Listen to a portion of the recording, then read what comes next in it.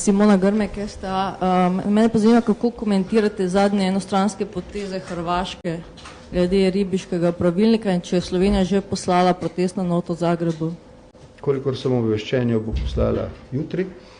Jaz se bom danes sešel s poslanci Hrvaškega sabora. Med drugim bom povedal svojo osebno oceno, da je prišlo do občutnega izboljšanja odnosov med dvema sosedama, kar je pomembno ne samo za njo, ampak za odnose v regiji sploh.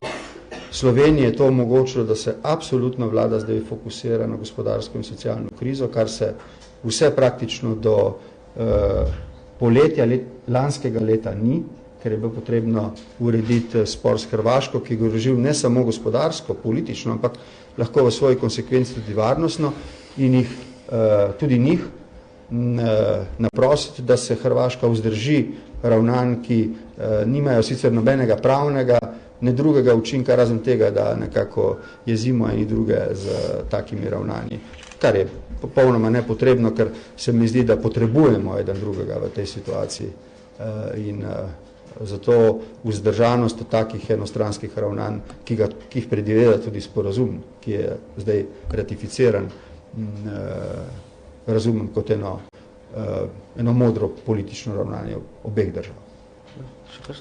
Komentirate izstop nekaterih članov iz skupine na pripravo na arbitražo, konkretno Pavlihe in gospoda Pavlihe?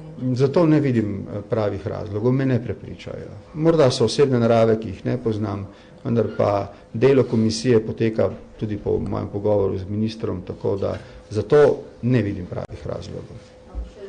Vendar ima vsakdo pravico, da se odloči, se dela na prostovoljni osnovi. Napovedali ste, da boste letos obiskali Združene države, pa me zanima, če je že določen datum obiska, pa če se boste tudi srečali s predsednikom Obamo. O tem boste pravočasno obveščeni. Je to dovolj diplomatski odgovor.